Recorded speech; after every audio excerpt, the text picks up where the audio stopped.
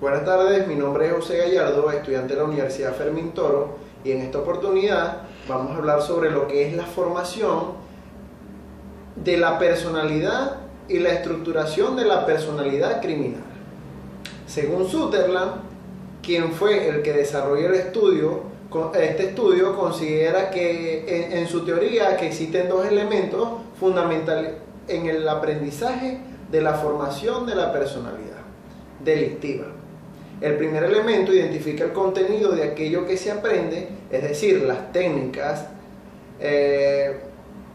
para la comisión de los delitos, los motivos y las actitudes para delinquir y las definiciones favorables a la delincuencia. El segundo elemento lo constituye lo que es el proceso mediante el que se aprende estas técnicas como tal.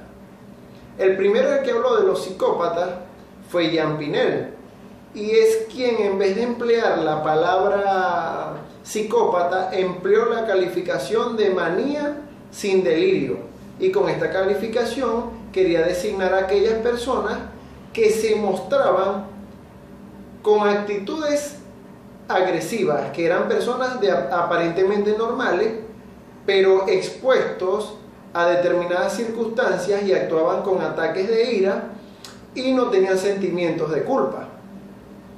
Posteriormente se le denominó como una persona moral insana, designando con esto el término a aquellos individuos cuya moral estaba muy depravada, perturbada y además carecían de posibilidades de control. En lo que respecta a los estados peligrosos, se refiere a lo que es la tarea de la nueva criminología, sin identificar las violaciones de todos los tipos de derechos, quién las hizo, contra quién y por qué.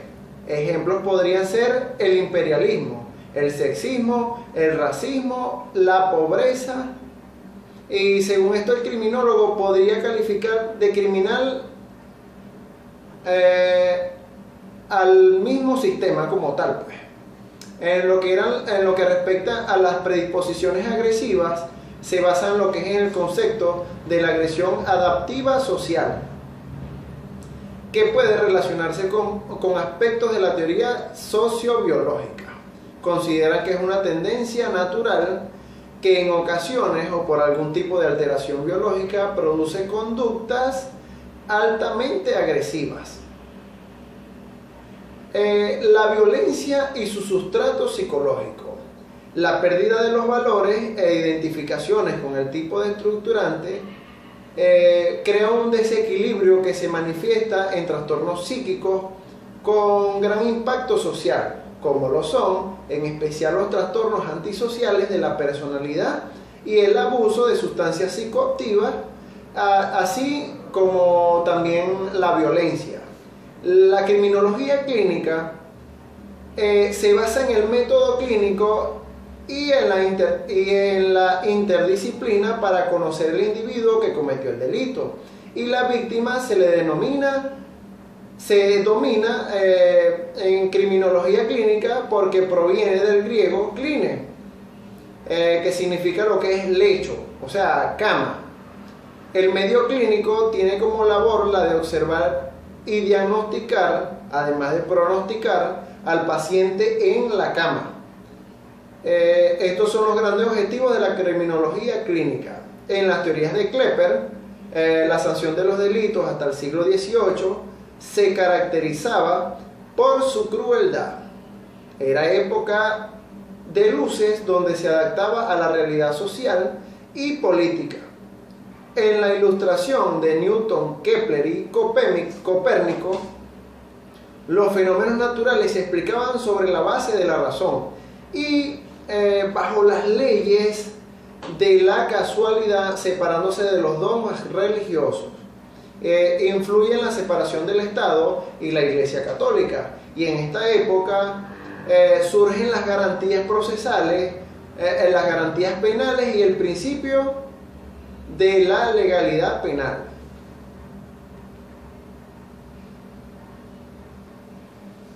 El psicoanálisis de Sigmund Freud. El crimen es tratado como si se tratara de una enfermedad mental. lo que convierte al delito como una expresión de los conflictos psíquicos internos. Las etapas del psicoanálisis, ello se rige por el principio del placer. El hombre al nacer es egoísta y antisocial. Por otra parte tenemos lo que es el yo. Es una parte de ello modificada por el contacto con la realidad. El super yo se produce durante la represión del complejo de Edipo, asumiendo la figura paterna, y en esta etapa aprendemos lo que son los valores morales. La violencia y su sustrato psicológico. La violencia es el tipo de interacción entre sujetos que se manifiesta en aquellas conductas o situaciones que de forma deliberada, aprendida o imitada provocan o amenazan con hacer daño o algún tipo de sometimiento grave de carácter físico, sexual, verbal o psicológico, a un individuo o una colectividad que afecta de tal manera que limitan sus potencialidades presentes o las futuras. Este tipo de conductas son inadecuadas y se encuentran en los individuos con problemas de desviación, baja autoestima y hasta frustración, tanto en lo personal como en lo profesional. La criminología clínica. Las nociones y corrientes. Como ya dijimos antes, se define como la ciencia multidisciplinaria que estudia al delincuente de forma particular con el fin de conocer el origen de su conducta delictiva, el saber el por qué ese individuo se comporta de esa manera. Y existen métodos fundamentales para el estudio individual, entre los cuales nos encontramos con la entrevista criminológica, que nos da lo que es el conocimiento personal y directo con el individuo, el examen médico, que tendría que ver con lo que es la historia médica como tal, y el examen psicológico, que tendríamos los datos y rasgos sobre la personalidad. La encuesta social, que sería el medio donde se desenvuelve el individuo, y este tipo de método o estudio implica el análisis de hipótesis que puedan generarse en las diferentes conductas delictivas, de las cuales determinan la patología exacta. La formación de la personalidad. Tenemos que el individuo muestra una serie de características en el desarrollo y la formación de la personalidad, las cuales se describen a continuación. Un individuo que podría ser reservado o extrovertido, menos inteligente o mucho más inteligente, puede ser sumiso o dominante, afectado por sentimientos o estable emocionalmente, puede ser serio, alegre o afortunado, puede ser egoísta y aventurado, realista, puede ser suspicaz, imaginativo, confiado, directo y astuto, entre otras características, como dependiente de un grupo o autosuficiente. En el caso, podríamos hablar de individuos que no tienen control de sus actitudes, o puede ser un individuo que sea totalmente controlado, relajado, o indiferentemente que sea tenso, En cuanto al análisis de los individuos, se logró determinar que la personalidad del delincuente lo determina inicialmente lo siguiente: la vigilancia del joven por parte de la madre es una circunstancia de las que más influyen como tal, y la mayor o menor severidad con lo que la madre eduque a los hijos, cuanto menos severa sea o mayor posibilidad de que el hijo sea un delincuente.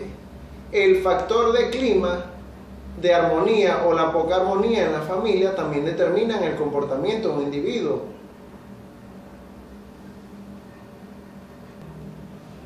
Con respecto a estos temas tratados sobre lo que implica la criminología clínica, podemos decir que todo esto es necesario para conocer la importancia que tendrá todo esto para un criminólogo, a un psicólogo, además de un abogado, en lo que respecta a la descomposición y la reconstrucción de la personalidad de los delincuentes.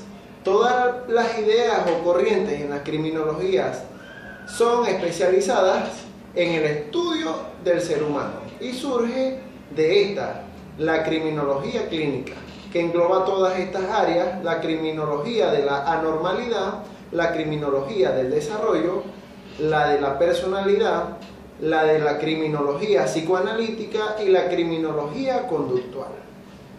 Pedro José Peñalosa señala que la criminología clínica considera que el delito es una conducta patológica y anormal que daña y destruye, además que es una conducta que un individuo enfermo social, que a través de la pena debe ser curado y rehabilitado socialmente. Esto es todo y muchas gracias por su atención.